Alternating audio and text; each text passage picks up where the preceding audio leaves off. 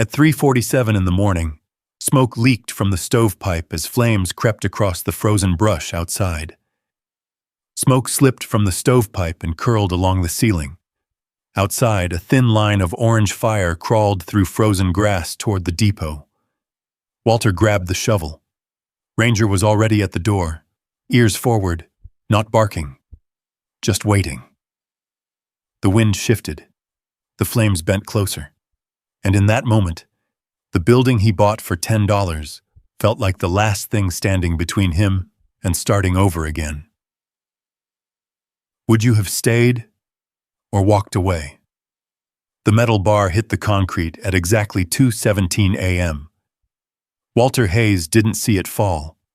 He heard it, a sharp clang that snapped through the dark warehouse like a rifle crack. His body reacted before his mind did. He dropped to a knee, one hand out, the other reaching for a weapon that wasn't there anymore. Breath short, eyes scanning, clear left, clear right. Where's the threat? There was no threat, just a forklift operator staring at him, wide-eyed, holding a clipboard. You okay, man? Walter pushed himself upright. His heart kept pounding. His ears kept ringing. He nodded once. I'm fine. By 8:30 that morning, he wasn't fine. The supervisor called it a safety concern, said the company couldn't have a security guard hitting the floor every time something dropped, said customers might get nervous, used the word liability twice. Walter signed the termination form without arguing. Ranger waited outside in the truck, chin on the steering wheel, watching the door. When Walter came out with a cardboard box and no badge clipped to his belt, Ranger's ears perked. He didn't whine, didn't bark, just watched. Walter opened the truck door. Ranger jumped down and stood close, shoulder brushing Walter's leg. It's just us now, Walter said. The town of Iron Ridge sat between two ridgelines and a river that ran slow and brown most of the year. It had one stoplight, two churches, a grocery store that closed at 6, and according to a small notice taped to the bulletin board inside the post office, one abandoned railroad depot for sale. $10. The paper was crooked, the ink already fading. Surplus municipal property. Sold as is. No utilities. Buyer responsible for all repairs and code compliance. Walter stared at it longer than he meant to. He had $843 left in his checking account. Rent was due in 3 weeks. The landlord had already mentioned being flexible once before. He could stretch the money, maybe, or he could stop pretending. That afternoon, he walked into the town clerk's office with Ranger at his heel. The woman behind the desk looked over her glasses. You hear about the depot? Walter nodded. You understand there's no water, no power, roof's half gone in the freight room. Yes, ma'am. It's not livable in its current condition. Walter thought about the warehouse floor, the supervisor's careful tone, the look on the forklift operator's face. I'll make it livable. She studied him for a moment, then slid a thin stack of papers across the desk. $10, non-refundable. You take responsibility the minute you sign. Walter pulled a crumpled 10 from his wallet, smoothed it flat, signed his name in steady block letters. Walter Hayes.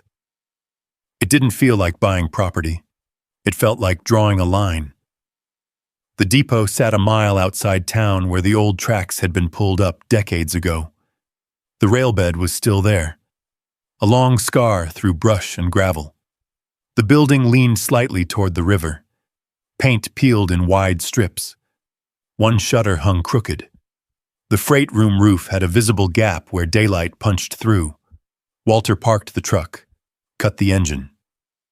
Silence settled. Ranger jumped down first. He circled once, nose low, reading the ground. Then he walked to the depot door and sat. Waiting. Walter stepped onto the warped wooden platform. It flexed under his weight, but held. He pushed the door open. Dust and old wood.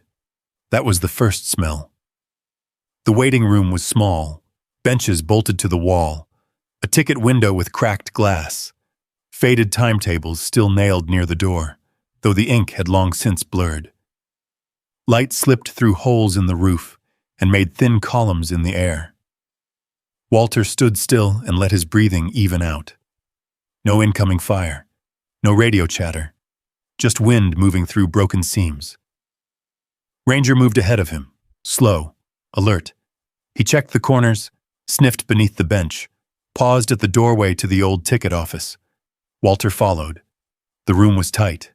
A wooden counter, shelves built into the wall, floorboards worn darker in one square where someone had once stood day after day.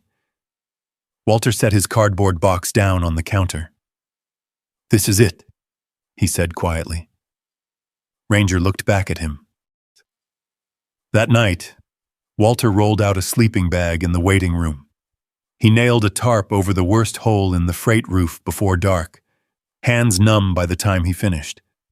He ate cold beans from a can, shared a piece of jerky with Ranger. The temperature dropped fast after sunset.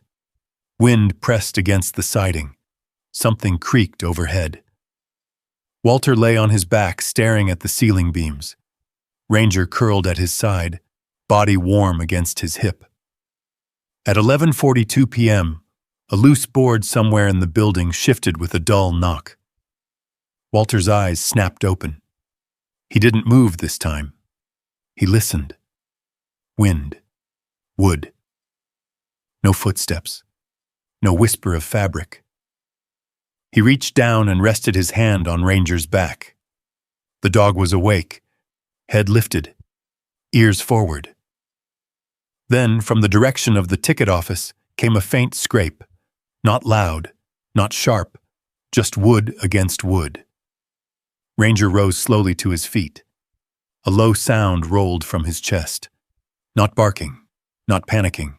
Warning. Walter sat up. The air felt thinner. He could hear his own pulse. "It's probably nothing," he whispered. Ranger took 2 steps toward the ticket office door, stopped, looked back once, then faced forward again. Another scrape. Walter stood. The depot was his now, and something inside it was not asleep. He stepped toward the dark doorway. Ranger moved ahead of him, shoulders tight, eyes fixed. The floorboards creaked under their weight. And whatever had made that sound did not make it again. Not yet. Whatever had made that sound in the dark had gone still. Walter stood in the doorway of the ticket office, breathing slow, waiting for it to move again. Ranger's body was rigid, head low, ears forward. Another second passed, then another. Wind slid along the outside wall and found a gap somewhere in the boards. The building answered with a long, tired groan. Walter exhaled. "Old wood," he muttered. Ranger didn't move. Walter stepped inside the ticket office. The moonlight came through the cracked glass of the bay window, laying a pale stripe across the floorboards.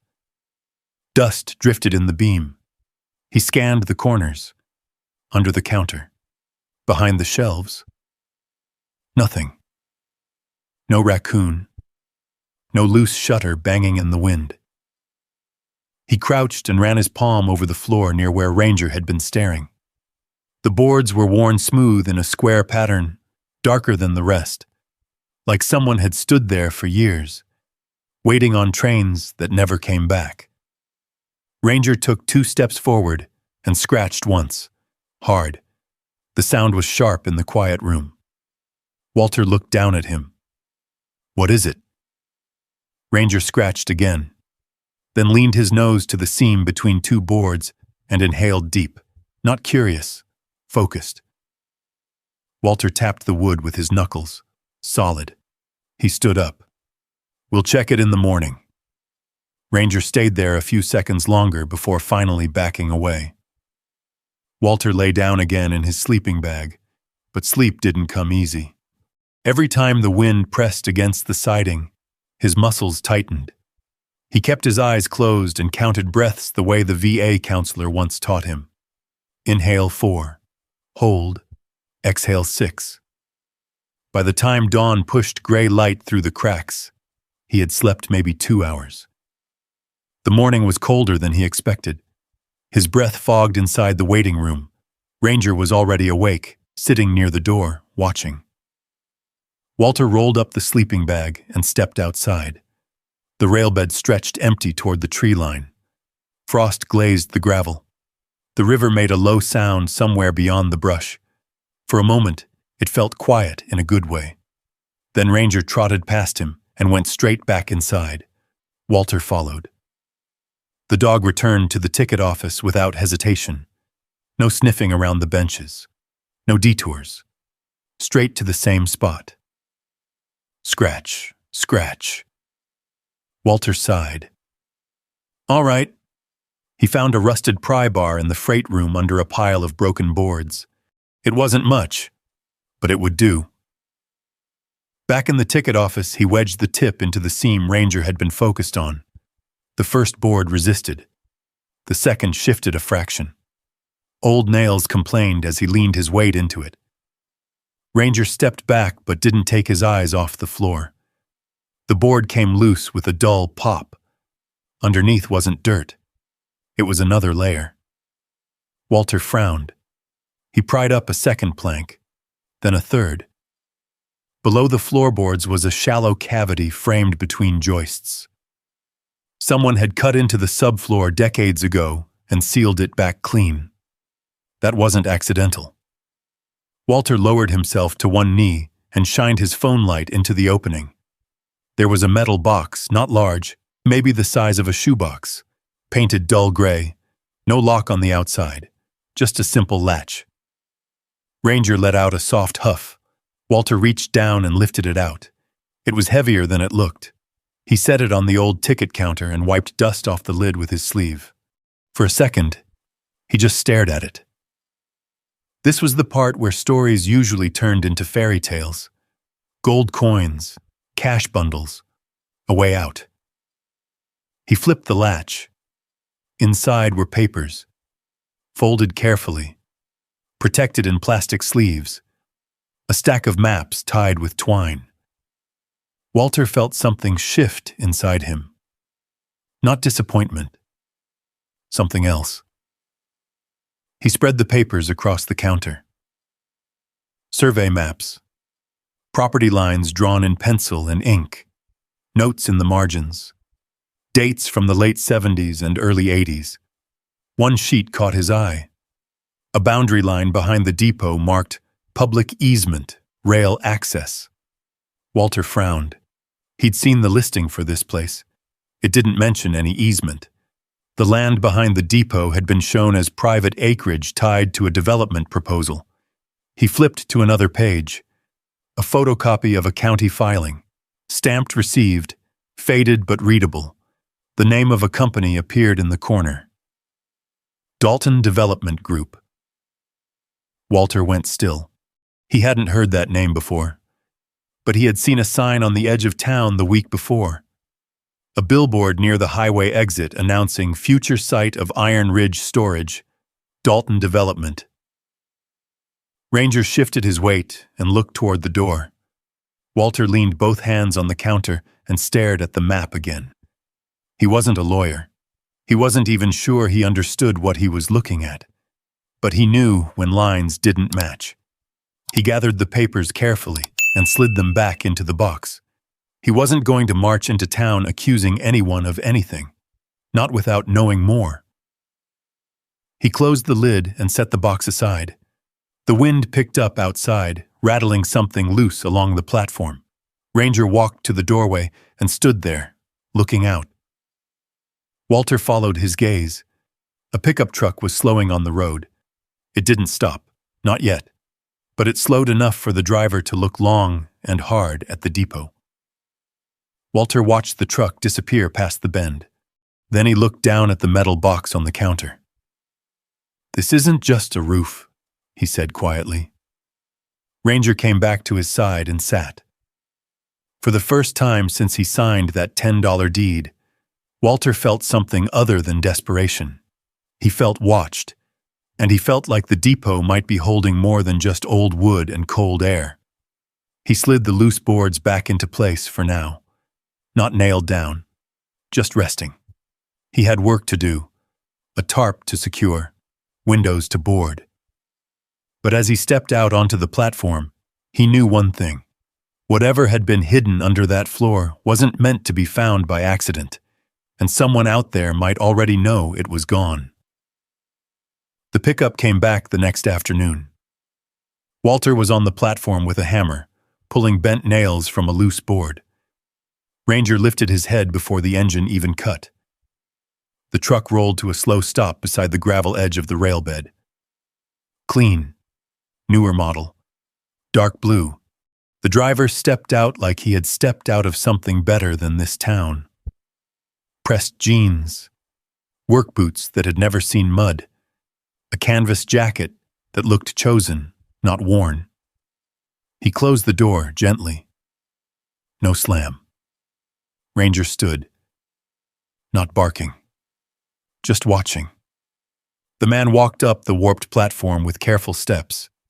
He looked around once like he was measuring the place with his eyes. "You Walter Hayes?" Walter set the hammer down but didn't step forward. "That's me. Mark Dalton." The man extended a hand. Walter wiped his palm on his jeans before shaking it. The grip was firm, controlled. "Bought this place last week, didn't you?" "Yes, sir." Dalton nodded slowly. His eyes drifted past Walter toward the depot door, toward the ticket office window beyond. "Didn't think anyone would actually take it." Walter shrugged. $10.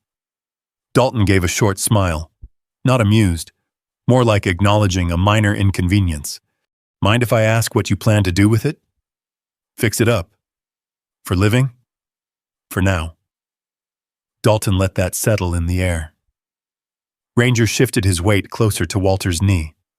The dog's ears were forward, body angled slightly between them. Dalton noticed. "Fine animal."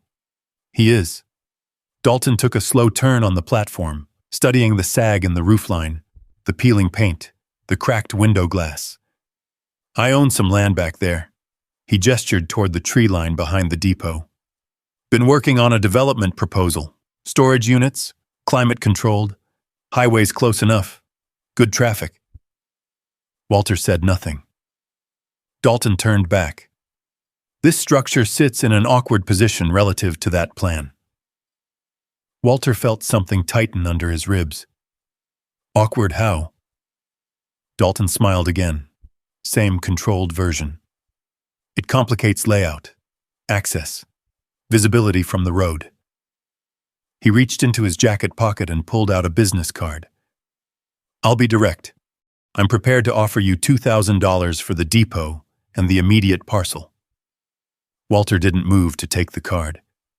"That's 200 times what you paid," Dalton continued. "You walk away ahead. No repairs, no inspections, no winter in a drafty box."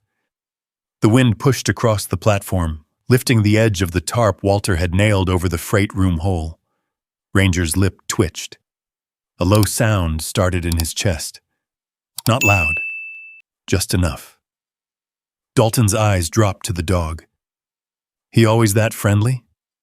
"Only when he trusts someone." Silence. Dalton tucked the card back into his pocket instead of forcing it into Walter's hand. "You got heat in there?" "Not yet." "Roof leaks." "I'm fixing it." "With what?" Walter held his gaze. "Work." Dalton's eyes flicked again toward the door, toward the inside. "You been through the whole place?" "Yes, sir." "Find anything interesting?" The question landed too casually. Walter felt the same pulse he'd felt when a patrol route changed without explanation. Not danger exactly, just pattern recognition. "Just old wood and dust." Dalton nodded once, as if checking a box. "Look, Mr. Hayes, I respect initiative, truly. But this building isn't going to be viable long-term. The town's been trying to unload it for years. Insurance alone—" "I own it," Walter said quietly. Dalton paused. Ranger's body went still. Walter didn't raise his voice, didn't step forward. He just stood. "I signed the deed, paid for it. It's mine." Dalton studied him for a long second. The friendly edge in his expression thinned. "You a local?" "No." "That explains it." "Explains what?" Dalton clasped his hands loosely in front of him. "Things here run smoother when folks understand how they fit into the bigger picture." Walter didn't respond. Dalton let the silence stretch, then shifted gears. "I'm not your enemy. I'm offering you a clean exit, 2,000 cash. Today. That's a start somewhere else. Warmer. Smarter." Walter thought about the maps in the metal box, the easement line, the company name printed in faded ink. He looked past Dalton toward the back acreage, toward where the rail access had once been marked public. "Why this spot?" Walter asked. Dalton's expression didn't change, but his eyes sharpened. "Location. Or what's under it?" The wind died for a moment. Dalton's jaw tightened almost imperceptibly. "There's nothing under it but soil and rock." "Then why hurry me out?" Another beat of silence. Dalton took one slow step closer, not threatening, just reducing distance. "I'm not hurrying you. I'm helping you." Ranger's growl deepened. Dalton stopped where he was. "Keep the card," he said. "Offer stands a week." He stepped off the platform and walked back to his truck without looking over his shoulder. The engine started. Gravel crunched. The truck rolled away down the road. Walter stayed where he was until the sound faded. Then he let out the breath he hadn't realized he'd been holding. Ranger turned and nudged his hand with his nose. "I know," Walter said. He walked back inside the depot and went straight to the ticket office. The metal box sat where he had left it. He opened it again. Spread the survey maps across the counter. He found the older line marking the rail access. Then he pulled up the current county property map on his phone. The new line curved differently, subtle, but different. Walter traced the discrepancy with his finger. It wasn't proof of anything, not yet. But it was enough to understand this wasn't about nostalgia. It wasn't about a drafty building in the woods. It was about land. And land meant money. Ranger moved to the doorway and looked out toward the back lot again. Walter followed his gaze. "All right," he said quietly. "Let's see what doesn't match." Outside, the tarp snapped in the wind. Inside, the depot felt less empty, less forgotten. More like a place that had been waiting for someone to ask the right question. Walter didn't sleep much that night. Not because of the wind, because of the lines. He kept seeing them in his head. The older survey map, the newer county version on his phone. One line straight, the other curved, subtle, easy to miss. But he didn't miss things like that. He had spent years reading terrain maps under red light, memorizing ridge lines and drainage paths. When something shifted, even a few feet, it mattered. By morning, the decision was simple. He needed to see the official records. The Iron Ridge Public Library opened at 10.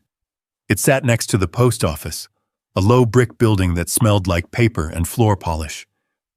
Walter walked in with Ranger at his side. The librarian looked up, surprised, then softened when she saw the dog's calm posture. "He with you?" "Yes, ma'am. He won't cause trouble."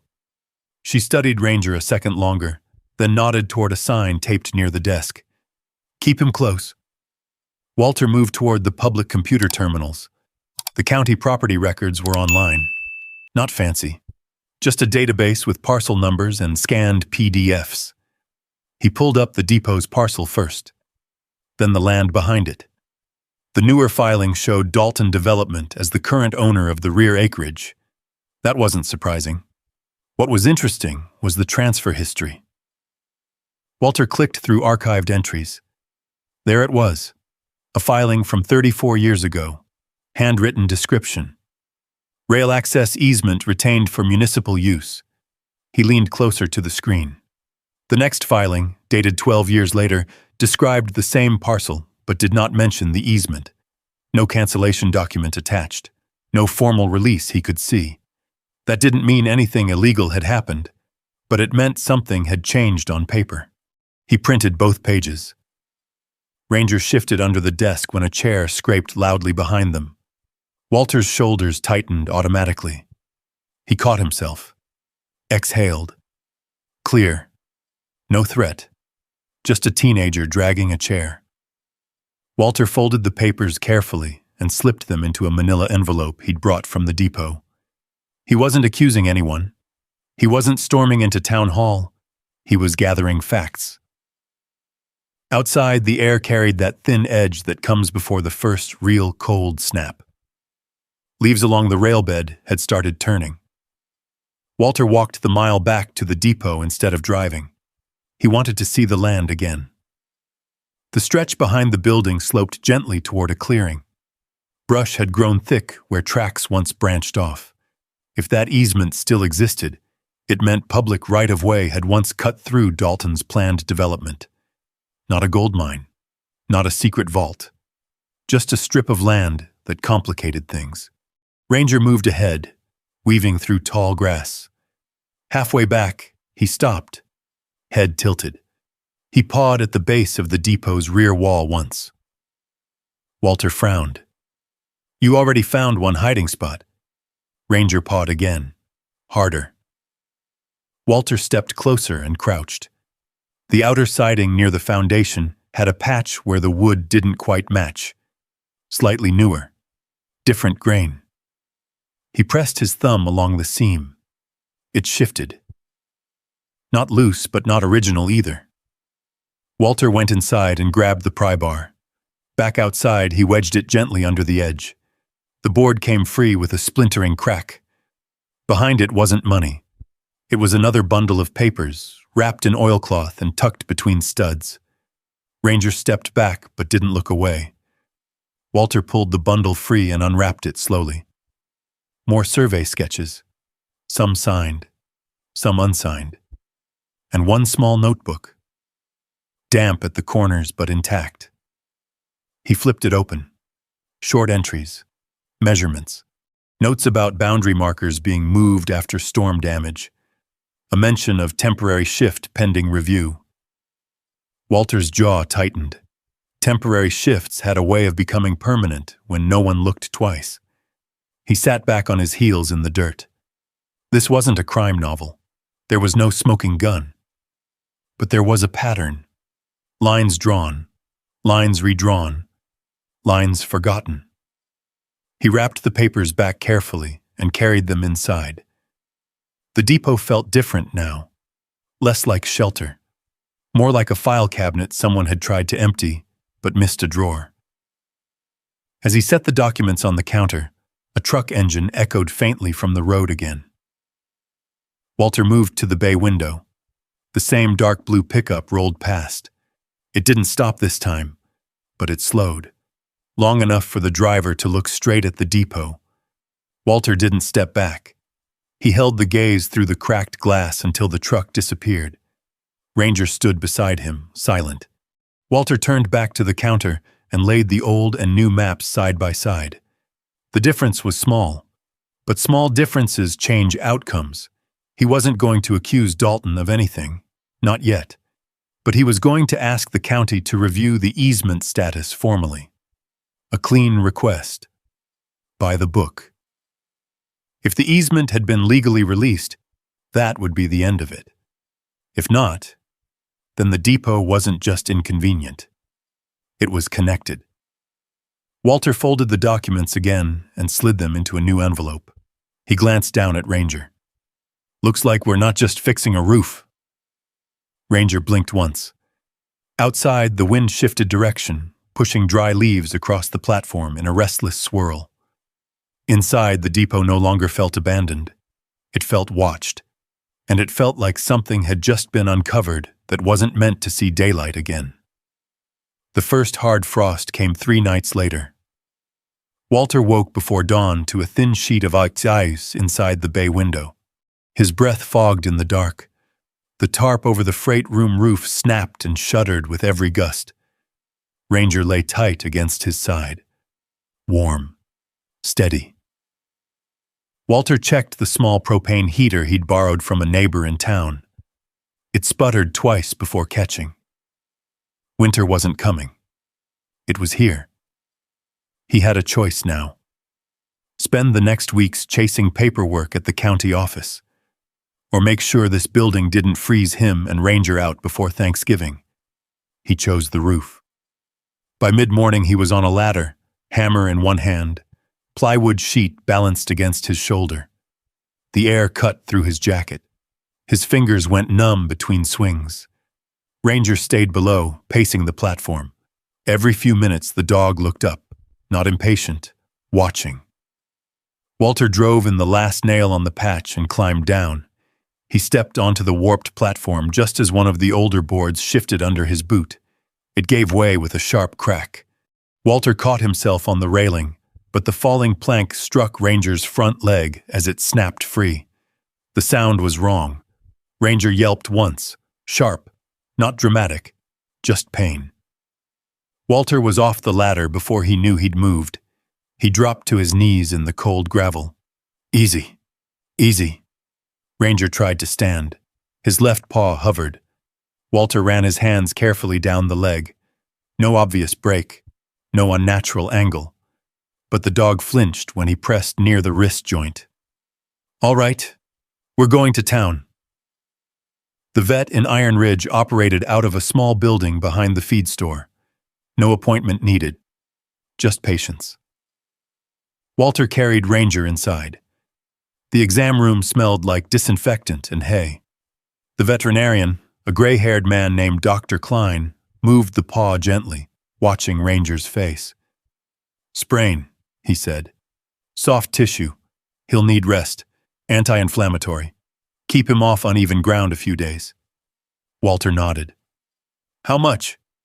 Dr. Klein glanced at the chart. We'll keep it reasonable. Reasonable still meant money. Walter paid in cash. On the walk back to the truck, Ranger leaned slightly into him. That small shift hit harder than the vet bill. Back at the depot, Walter cleared space inside the waiting room and laid down extra blankets. Ranger settled there reluctantly, eyes tracking Walter's every movement. You're off duty, Walter said softly. The wind pushed through the cracks in the siding. The temperature dipped again before sunset. Walter sat at the counter and looked at the envelope of documents. The maps could wait. Ranger could not. He folded the envelope and slid it into a toolbox under the counter. The next morning, a white envelope lay on the platform near the door. No postage, just his name printed neatly.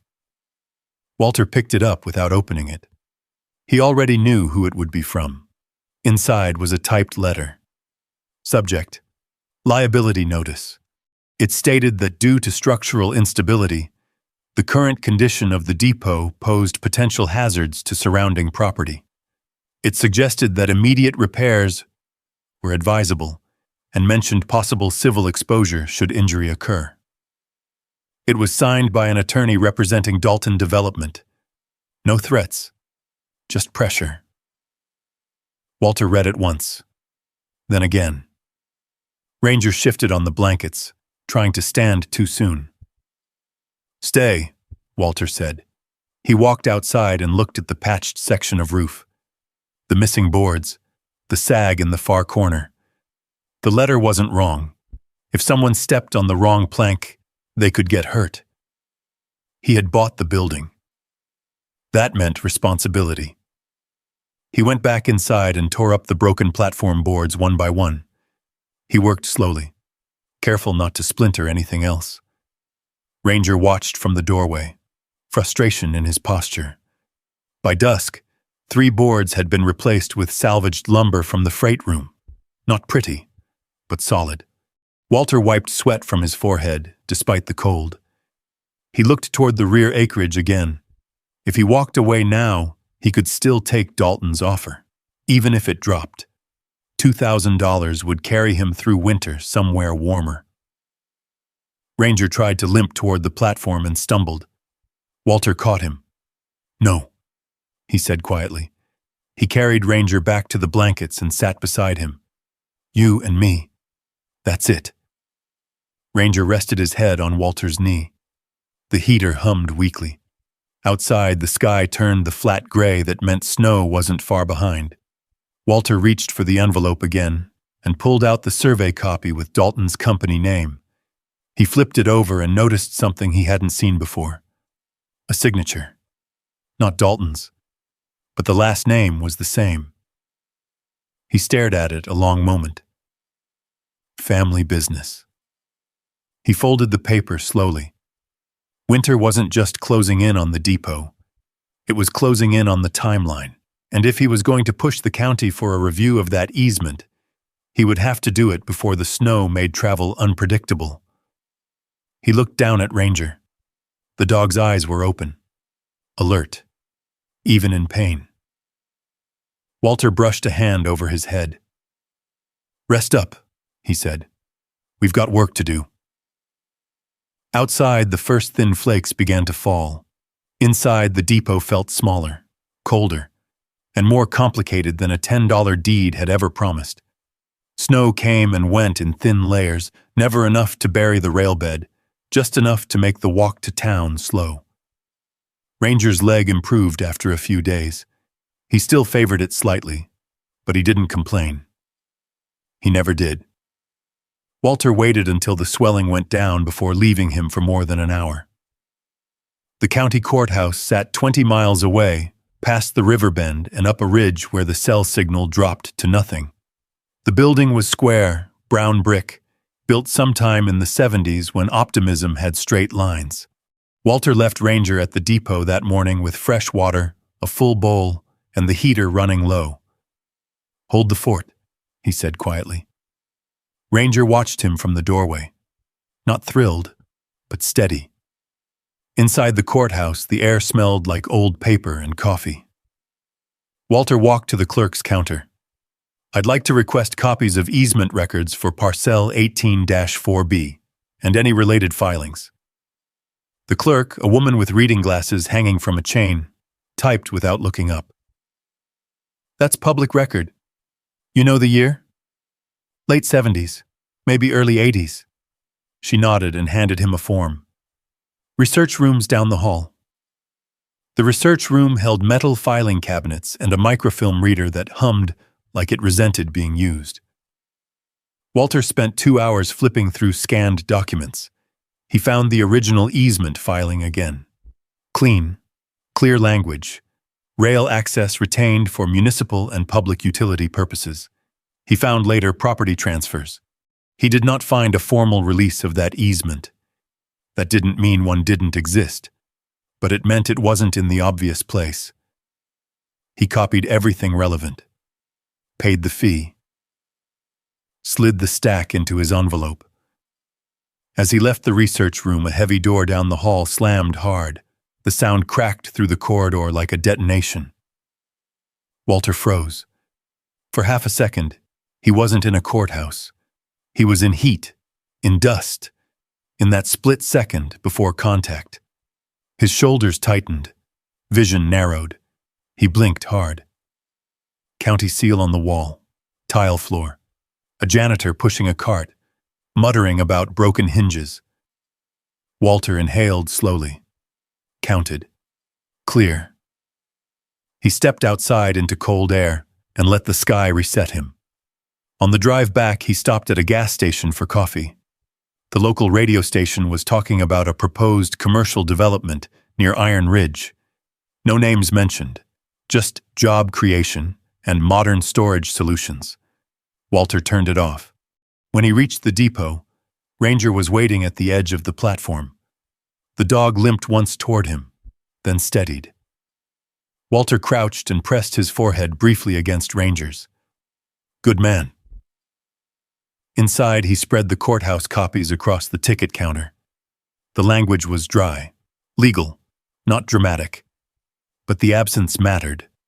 No release document attached to the parcel history. He took out his phone and typed up a short letter. Subject: Request for formal review of easement status. Parcel 18-4B. He kept it simple. No accusations. Just a request for clarification and confirmation. He attached copies of the filings and sent it to the county planning office. Then he waited. 2 days later, a response arrived by email. Acknowledged receipt. Review initiated. Estimated response time: 30 days. 30 days. Walter leaned back in the old ticket office chair. Outside, the wind pressed against the patched roof. 30 days would put them well into the cold stretch. That afternoon, a pickup rolled up again. Walter stepped outside before Dalton could reach the platform. Mark Dalton didn't smile this time. You filed something with the county. Walter didn't pretend otherwise. I requested clarification. Dalton's jaw flexed. You think you found something clever? I think I found something unclear. Dalton took a breath through his nose. That easement was functionally abandoned decades ago. Was it legally released? That's not your concern. Walter held his gaze. It is if it affects my property. Dalton stepped closer, but not enough to be threatening. You're tying up progress over paperwork. I'm asking for a review. Dalton studied him for a long moment. You don't have the resources to fight a drawn-out issue, Mr. Hayes. Winter's coming. Repairs cost money. Heat costs money. Walter didn't answer. Dalton glanced toward Ranger, who stood just inside the doorway. You could take the offer and avoid all this. I already answered. Silence stretched between them. Finally, Dalton nodded once. 30 days, he said. Let's see what the county says. He walked back to his truck without another word. Walter watched the vehicle disappear down the road. Inside, Ranger shifted and lay down near the counter. Walter sat back at the maps. The situation had shifted. It wasn't about hidden papers anymore. It was official. Filed. Time-stamped. He wasn't chasing a ghost line in the dirt. He had asked the system to look at itself. That meant whatever came next would come on record. Walter looked down at Ranger. You hear that? He said softly. We just bought ourselves 30 days. Outside, the sky darkened early. The depot felt smaller in the cold, but steadier. Because now, whatever happened, it wouldn't be whispered in the shadows. It would be written, and once something was written down, it didn't disappear just because someone wanted it to. The first week after the county acknowledged his request, nothing happened. No calls, no letters. Just wind. Walter used the time to reinforce the interior wall near the freight room. The temperature had dropped below freezing at night. He lined gaps with insulation scraps he'd bought cheap at the hardware store. Not pretty, but it slowed the draft. Ranger followed him everywhere now. The limp was nearly gone, though Walter still watched the dog's gait like a medic checking a pulse. Late Thursday afternoon, just before sunset, the dark blue pickup returned. This time, Dalton didn't step onto the platform right away. He stood beside his truck, hands in his jacket pockets, looking at the depot like he was measuring it again. Walter stepped outside before he was invited. Ranger moved with him, close, silent. You're persistent, Dalton said. I've got time. Dalton's mouth curved slightly. Not friendly, not hostile. I've been thinking, he said. This doesn't need to turn into a prolonged issue. Walter didn't answer. I'm prepared to increase my offer. 2? 5,000. The number hung in the cold air. $5,000. That was more than Walter had seen in one place in a long time. It would pay for a winter rental somewhere warmer, fix the truck, maybe even clear a small debt. Dalton watched him closely. Cash. Immediate transfer. You withdraw the review request. We move forward without delay. Ranger shifted his weight. His ears angled forward. Walter kept his face still. That's generous, he said. It's practical, Dalton replied. This building is a burden to you. It complicates my timeline. We can both walk away satisfied. Walter looked past him toward the stretch of land behind the depot. Snow dusted the brush in thin streaks. You keep saying complicates, Walter said. That easement matters that much? Dalton's expression tightened for a fraction of a second. It's an outdated note in a file. Then why buy it? Dalton took a breath. Because investors don't like ambiguity, and ambiguity costs money. Walter nodded slowly. So does rushing. The wind cut across the platform. Dalton stepped forward now, boots on wood, careful to avoid the boards Walter had replaced. You're not a developer, he said. You're not a lawyer. You're a man trying to survive winter in a half-roofed depot. Walter held his gaze. That's true. Dalton studied him for a long second. I don't want this to turn adversarial. It hasn't. It will if you keep pushing. Ranger moved subtly. One step forward, body angled between them. Dalton glanced down. He protective, or is that your tension? Walter didn't smile. He reads people. Silence settled. Dalton reached into his jacket and pulled out an envelope. This is a written offer, $5,000. Good for 10 days. He extended it. Walter didn't take it. Dalton held it there another second, then slid it onto the platform railing instead. Think about it, he said. Winter doesn't care about pride. He stepped back off the platform and returned to his truck. The engine turned over. Snowflakes began to drift again, thin and steady. Walter stood there until the truck was gone. Ranger nudged his hand. Walter picked up the envelope. It felt heavier than paper should. Inside was a formal purchase proposal. Clean language. Wire instructions. Deadline. No threats. No insults. Just pressure wrapped in opportunity. Walter walked back inside and laid it beside the maps.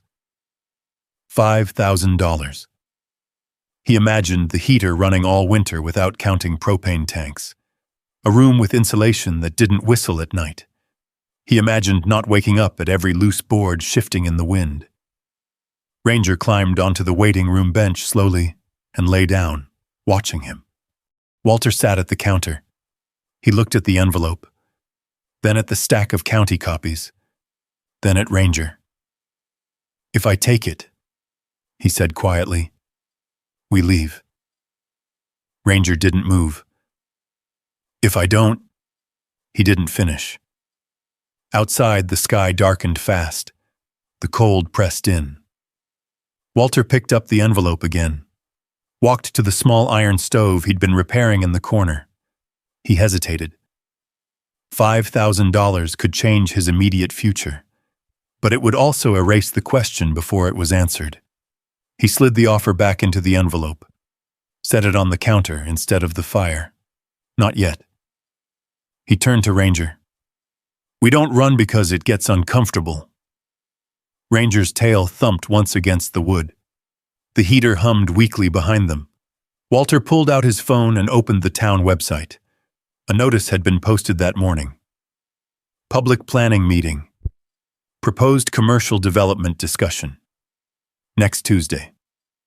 7 p.m. Town Hall. He read it twice. Dalton hadn't mentioned it. Walter closed his eyes briefly. You hear that? He said.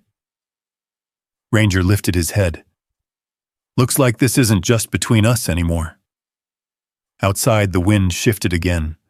The quiet deal had been offered and refused. Now it was going public. Tuesday night came fast. The town hall sat 2 blocks off Main Street, a low building with fluorescent lights that hummed like tired bees. Folding chairs lined the room in uneven rows. A long table stood at the front for the planning board. Walter arrived early. Ranger walked at his side, leash loose but unnecessary. The town had seen them together enough by now. No one objected. People glanced up as they entered. Some curious, some polite. A few whispering in low tones. Walter took a seat near the back wall. Ranger lay down at his boots, chin on paws, eyes scanning. At 7 sharp, the board chair tapped a pen against a microphone. "We're here to discuss the proposed commercial storage development behind the old rail property," she said. "Public comment will follow presentation." Mark Dalton stood. He wore the same pressed jacket, the same steady expression. He clicked through printed renderings mounted on foam board. Clean lines. Rows of climate-controlled units. A paved lot. Promised tax revenue. A handful of projected jobs. "This project represents growth," he said. "Modern infrastructure. Investment in Iron Ridge." His voice was calm, professional, not aggressive.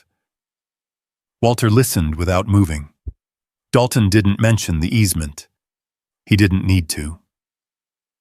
When the board chair opened the floor for comment, a few residents spoke first. One liked the idea of more business. Another worried about traffic.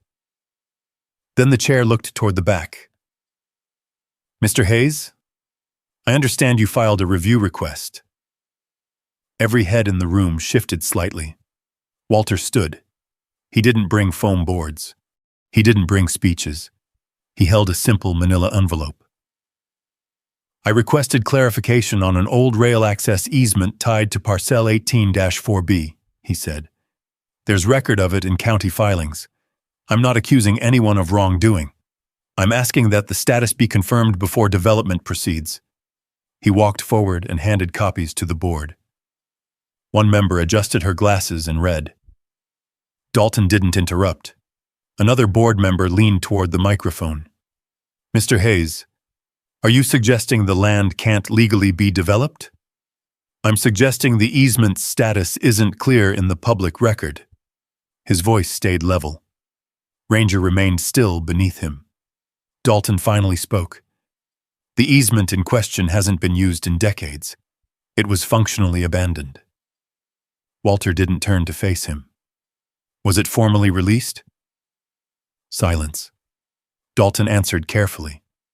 The intent was clear. "That's not what I asked." A murmur ran through the chairs. The board chair raised a hand. "We're not deciding legality tonight. The county review is underway." She glanced at the stack of copies again. "Given the request, I'm inclined to recommend a temporary hold on approval until the review concludes." Dalton's jaw tightened. "With respect," he said, "delays cost investors confidence." "So does litigation," another board member said quietly. The room shifted. Walter felt the air change. This wasn't a fight. It was a pause. The chair nodded once. "The planning board will table final approval pending the county's determination. We'll reconvene after their findings." The gavel tapped lightly. Not a victory, not a defeat, a delay. As people began to stand and fold chairs, Dalton approached Walter, close enough to speak without raising his voice. "You just made this harder than it needed to be." Walter met his eyes. "I asked a question. You created uncertainty." Uncertainty was already there. Dalton held his gaze for a long second. "Winter's coming," he said quietly. "Let's see how patient you are when it settles in." He stepped away before Walter could answer. Outside, the air had dropped sharply. Snow drifted in thin spirals beneath the streetlight. Walter stood on the sidewalk a moment longer than necessary. Ranger pressed lightly against his leg. "You did good," a voice said from behind. Walter turned. It was the board member who'd mentioned litigation, an older man in a flannel jacket. Paperwork matters, the man said. Doesn't mean you're right. Doesn't mean you're wrong.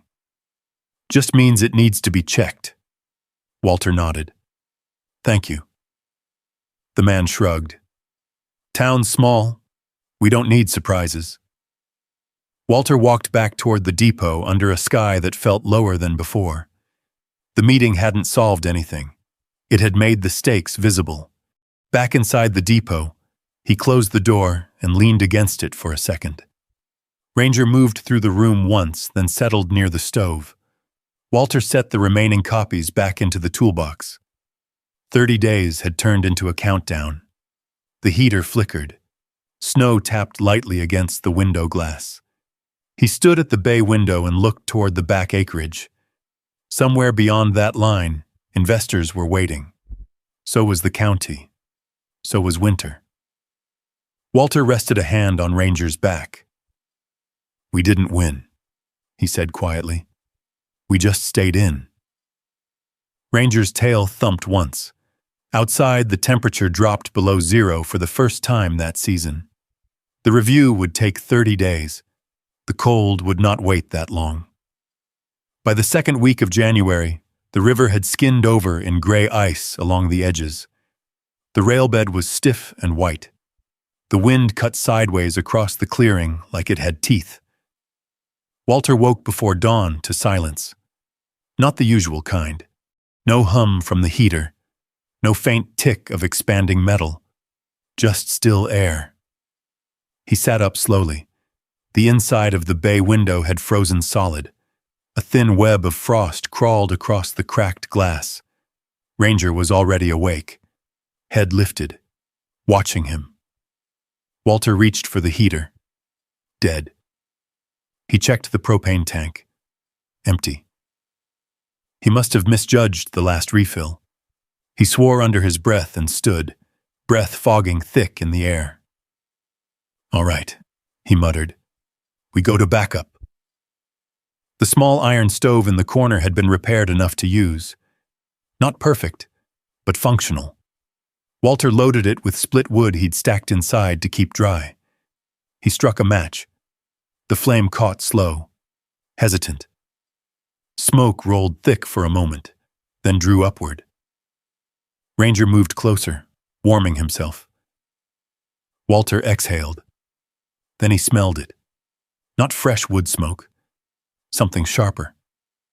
He turned toward the pipe that ran from the stove into the chimney. A thin line of smoke leaked from a seam near the ceiling. Damn! Ranger's ears snapped forward. Walter grabbed the ladder and climbed without thinking. The metal rungs burned cold through his gloves.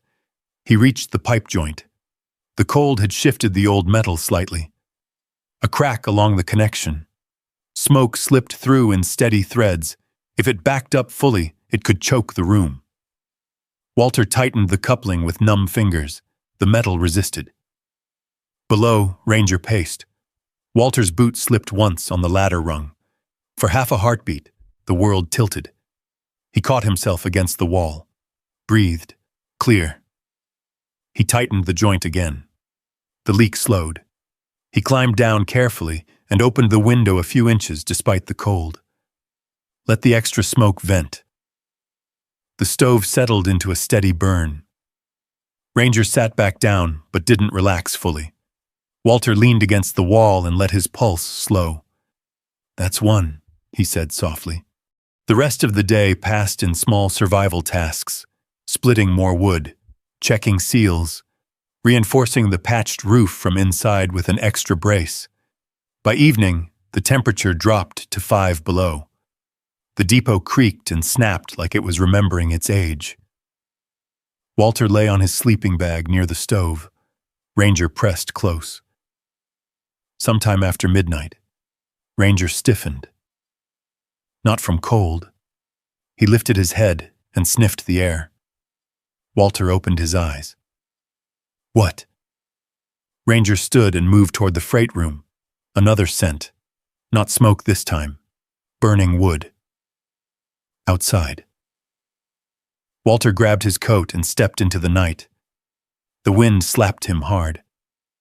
Across the rear acreage, beyond the tree line, a thin orange glow flickered. A brush fire. Small, but moving. He could see it catching dry undergrowth. The wind was pushing it toward the clearing, toward the depot. Walter didn't hesitate. He ran back inside, grabbed the shovel and the 2 buckets he kept for melted snow. "Stay close," he told Ranger. They moved toward the back edge of the property. The fire wasn't massive, just a line of flame crawling along dry grass and fallen branches. Maybe someone's trash burn gone wrong. Maybe careless. It didn't matter. If it reached the old siding, the depot would go up like kindling. Walter shoveled dirt fast, stamping out edges. Ranger barked once at the flame, then circled wide, keeping clear. The wind shifted. The flames bent away from the building. Walter worked until his lungs burned and his hands went numb. Finally, the glow dimmed. Smoke hung low in the frozen air. Walter stood there a long minute, watching for flare-ups. None came. He walked back toward the depot, boots crunching through frost. Ranger stayed at his side. Inside, the stove still burned steady. Walter closed the door and leaned his back against it. That was close. Ranger let out a slow breath and lay down. Walter checked the time on his phone. 3:47 a.m. He laughed once under his breath. Could have been worse. At 10 the next morning, his phone buzzed. County Planning Office. He answered on the first ring. "Mr. Hayes?" a woman's voice said. "The review of the easement status is complete." Walter sat slowly in the old ticket chair. "And?" "There is no record of a formal release of the rail access easement tied to parcel 18-4B. As filed, it remains active unless superseded by a documented agreement." Walter closed his eyes briefly. "Thank you. The finding will be forwarded to the planning board." The call ended. Walter sat there, the phone still in his hand. Ranger looked up at him. "It's still there," Walter said quietly. The line. The small strip of land that complicated everything. He walked to the bay window and looked out over the clearing. The snow was brighter under the winter sun.